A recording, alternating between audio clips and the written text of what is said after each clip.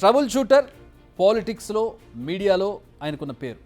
Trouble maker, సిద్దిపేటకు వెళితే వినిపించే పేరు. పాలిటిక్స్లో ట్రబుల్స్కు చెక్ పెడతాడని పేరున్న వ్యక్తి రైతుల పాలిట ట్రబుల్ మేకర్గా మారాడు. రంగనాయక సాగర్ ప్రాజెక్టు మాటున హరీష్ రావు చేసిన అక్రమాల చిట్టాను క్రిస్టల్ క్లారిటీతో, పిన్ పాయింట్స్, డీటెయిల్స్తో బిగ్ టీవీ ది నేకెడ్ ట్రూత్లో ఇప్పటికే ఎక్స్క్లూజివ్గా టెలికాస్ట్ చేసింది. కానీ కథ అక్కడితో ఆగిందా? హరీష్ రావు చేసిన అక్రమాలు ఇవేనా? ఈ క్వశ్చన్స్కి ఆన్సర్ నో. తెలిసింది కొంతే, తెలియాల్సింది కొండంత అందన్న ఆరోపణలు చాలా ఉన్నాయి. వాటిలో కొన్నింటిని ఇప్పుడు చూద్దాం. హరీష్ రావు బీఆర్ఎస్ పార్టీలో అత్యంత కీలక నేతల్లో ఒకరు. ఓ రకంగా చెప్పాలంటే నెంబర్ 3. ఆయన వాగ్దాటికి, ప్రశ్నల పరంపరకు ఫ్యాన్స్ ఉన్నారు. కానీ ఆ వాగ్దాటి మాటున దాగి ఉన్న దౌర్జన్యాలు, దుర్మార్గాలు ఇప్పుడిప్పుడే బయటకు వస్తున్నాయి. రంగనాయక సాగర్ భూసేకరణ పేరుతో కొట్టేసిన భూమిని ఫామ్ హౌస్గా ఎలా మార్చుకున్నారో ఇప్పటికే కళ్ళకు కట్టినట్టు చూపించాం. కానీ ఒక్క రంగనాయక సాగర్లో మాత్రమే కాదు, సిద్దిపేటను తన అడ్డాగా మార్చుకుని హరీష్ రావు ఇంకా చాలా అక్రమాలు చేసినట్టు ఇప్పుడు వెలుగులోకి వస్తూ ఉన్నాయి. రంగనాయక సాగర్, కొండపోచమ్మ సాగర్, మల్లన్న సాగర్, ఇలా సాగర్ ఏదైనా ప్రజల పొట్టగొట్టినట్టుగా హరీష్ రావుపై ఆరోపణలు వస్తూ ఉన్నాయి. ప్రాజెక్టుల పేరుతో భూములు తీసుకుని సొంత ప్రయోజనాలు తీర్చుకున్నారనే ఆరోపణలున్నాయి. కేసీఆర్ మానసపుత్రికైన ధరణిని అడ్డు పెట్టుకుని రికార్డులు మార్చినట్టుగా చెప్తున్నారు. లీగల్గా ఎలాంటి ఇబ్బందులు రాకుండా ముందుగానే జాగ్రత్త పడ్డారు. కానీ నిజం నిప్పు లాంటిది. ఎప్పటికైనా చేసిన తప్పు బయటికి రాక తప్పదు. ఈ సాగర్లు మాత్రమే కాదు, హరీష్ రావు సొంత గ్రామం తోటపల్లిలో కూడా ఇలాంటి అక్రమమే జరిగినట్టుగా ఆరోపణలు వినిపిస్తూ ఉన్నాయి. తోటపల్లిలో రిజర్వాయర్ కడతామని భూసేకరణ చేశారు. తోటపల్లి రిజర్వాయర్ కేసీఆర్ చేతుల మీదుగా భూమి పూజ కూడా చేశారు. కానీ ప్రాజెక్టు క్యాన్సిల్ అయింది, నిర్మాణం అటకెక్కింది. మరి రైతుల నుంచి సేకరించిన భూములు వెనక్కి ఇవ్వాలి కదా, కానీ అలా జరగలేదు. ఏళ్లు గడుస్తున్నా భూములు ఇంకా అలానే ఉన్నాయి. ఇప్పుడు ఈ భూములపై కూడా అనేక అనుమానాలు వస్తున్నాయి. ఈ భూములు ఇప్పుడు ఎవరి పేరుపై ఉన్నాయి? నేతలు, అధికారులు కలిసి పనిచేసుకున్నారా? అందుకే భూములు రైతులకు తిరిగి ఇవ్వడం లేదా? ఇప్పుడు ఈ అనుమానాలు వస్తున్నాయి. త్వరలోనే ఈ లెక్కలు కూడా తెరపైకి తీసుకొస్తాం.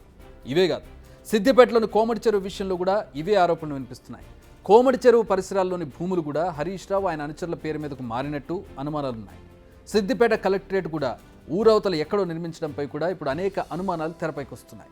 అంతేకాదు, మెడికల్ కాలేజ్ కోసం సేకరించిన భూముల్లో కూడా చేతివాటం జరిగిందన్న ఆరోపణలు జోరుగా వినిపిస్తున్నాయి.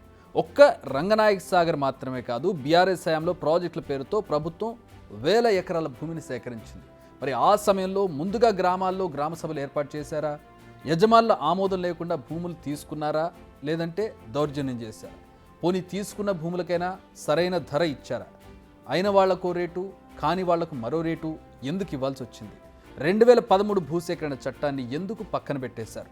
అక్రమంగా 123 జీవోను ఎందుకు తీసుకొచ్చారు? బలవంతంగా ఎందుకు భూములు లాక్కున్నారు? ప్రాజెక్టులు కట్టగా మిగిలిన మిగులు భూములు లీడర్ల చేతికి ఎలా వచ్చాయి? ఈ ప్రశ్నలు ఇప్పుడే కాదు, ఎప్పటి నుంచో ఉన్నాయి. కానీ ఈరోజు సాక్ష్యాధారాలతో బిగ్ టీవీ బయటపెట్టింది అంతే.